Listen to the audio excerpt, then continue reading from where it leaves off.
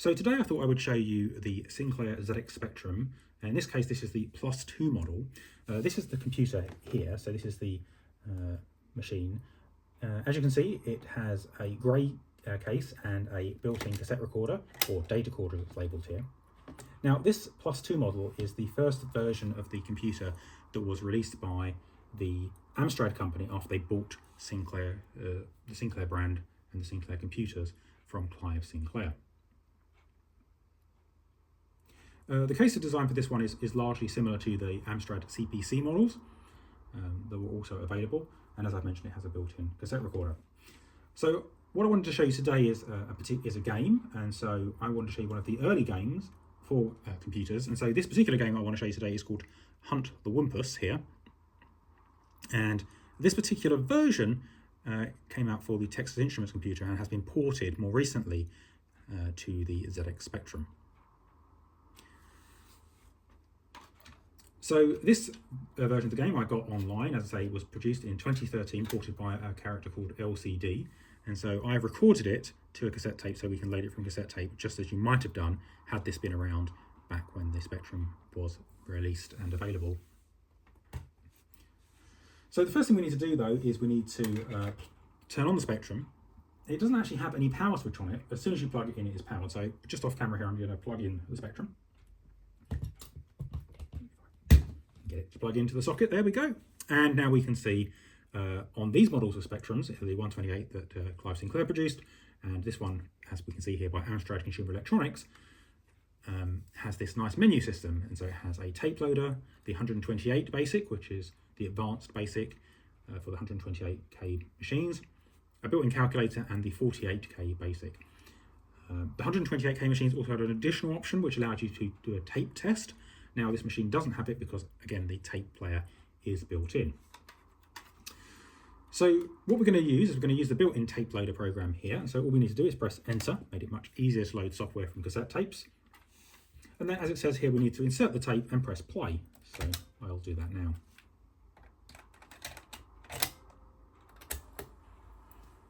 To escape, we can press break twice, but we're going to watch this load right now.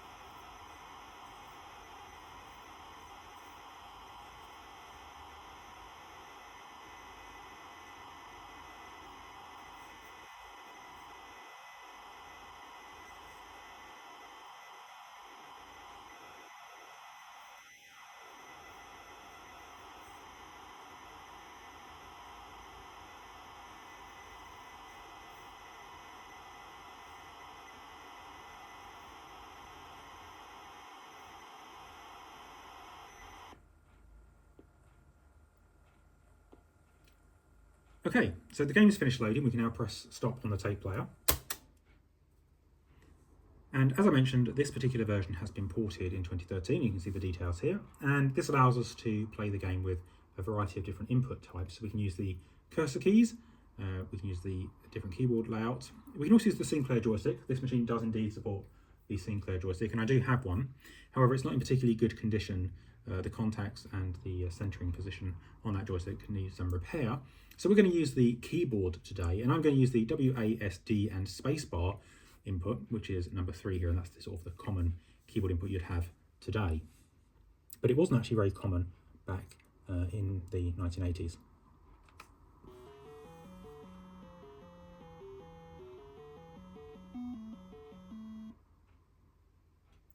So as you can see, the original graphical version of this game was produced by Texas Instruments in 1980.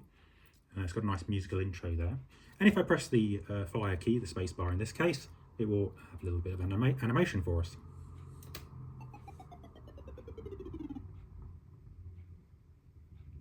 So that's just showing us a couple of ways we can die in the game. We can fall into a pit, or we could get eaten by the Wumpus. So in this game, the goal of the game is to hunt the Wumpus and to shoot the Wumpus and not get eaten by it. And there's various traps that we will have to avoid.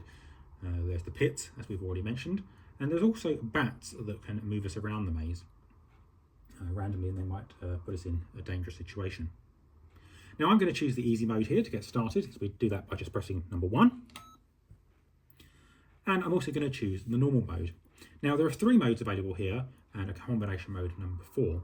So normal mode allows us to explore the cave. We start off in a cave system where there is, where we don't know any of the layout, but we're going to discover it as we go, and it will reveal the maze as we go through. In modern games, you might call it like the fog of war lifts as you travel around the map. We can also play it blindfolded, which hides all the caverns we're not currently in, so we have to memorise where we are, and that is essentially how the original text-based game worked. But I think it's nicer to see the graphics in this version. And there's also Express, which immediately moves us between connecting tunnels rather than having us stop in them. And that'll be a little clearer in a moment. The 4th mode combines the blindfold and Express modes, but as I say, we're going to start off with the normal mode, which gives us the simplest way of playing the game.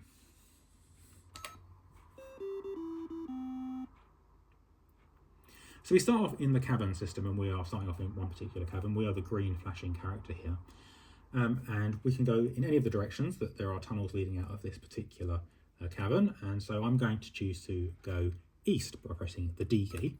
And this is another empty cavern, nothing interesting going on in this one. So I'm going to go east again. Now here we can see this cavern is green. And this indicates to us that we can know there's a pit nearby. If I remember correctly from the Texas Instruments manual for this game, it explains that this is slime, indicating there's a sort of moist pit, cavern or swampy area that we might find in the next cavern over. So we want to be careful here, because if we go through, we might end up in a cavern that leads to a pit, and then we would die, as we saw in the intro. So I'm going to go backwards here, and I'm going to try and go round this cavern, this trap. And now we see one of these connecting tunnels I mentioned a moment ago. In the Express mode, it would jump me straight from the cavern I was in to the target cavern of this tunnel. And if I press to go sideways here with the A key, we're finding another indicator in the game. This one is a red dot. And again, if I remember correctly from the Texas Instruments manual, here it says this is the blood of a previous explorer or previous hunter. Now, in the original game, in the text-based game, it said you could smell the Wumpus. And the game varied, the various versions of it, in whether you could smell the Wumpus from one cavern away, or in this particular case, you can smell or see blood from previous explorers up to 2 caverns away from the current Wumpus location. So here it should be safe to go in any particular location, because we've only just encountered this for the first time, and so if we would expect there to have been more blood in previous caverns if we were right on top of the Wumpus in the next cave. So let's go north from here, and now we have another blood splatter indicating that we are probably nearing the Wumpus. So again, I'm going to go back here. I'm going to step backwards to try and avoid getting eaten, and let's go left. And now we have another interesting location. This one has a bat in it. Now, the first time you enter a cave with a bat, they don't do anything, but the second time you enter it, the bat will lift you up and dump you in a random location in the maze, and that can be quite troublesome, because it can drop you in a dangerous location. So usually you wouldn't want to go into a cavern with a bat a second time. Again, in the original version, the bats would essentially do this more or less randomly, but this particular version gives you essentially a second crack at the whip. So what I'm going to do here is I'm actually going to go south, because it's safe to do so. But just to show you that the bat dropping mechanic, I'm going to go back into the bat cabin. And here it's actually decided, using the random number generator here, it's not going to drop me. So let's do that a couple more times and see if there's a risk. Ah, here we go. So the bat's picking us up and it's going to drop us over here. So that's interesting. Now again, we're probably safe in this cabin to go anywhere we like. So we can go north to inspect, and we found out a little bit more about where that dangerous cabin with the pit in might be. But I can go south here and I can go west. And yeah, this is another safe cabin. So we can continue to explore a little bit here through these tunnel systems. Could go this way, so forth. And this is interesting because you see here we have a very long connecting tunnel. And again, with the express mode, we'd jump straight to the target location, which can be slightly confusing, especially if you're blindfolded. So we would jump directly between those if we had an express mode. Okay, so what I'm going to do here is I'm going to go into this blood-stained cavern, and I'm going to go across here, and that's absolutely fine. So I'm going to go up here as well, have a little bit more of an exploration. Let's see if we can figure out where this Wumpus is. Oh, another very long, windy tunnel here.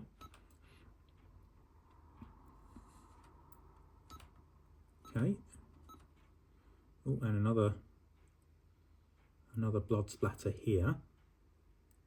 Okay, so south is interesting. Let's see what happens if we go this way. Okay.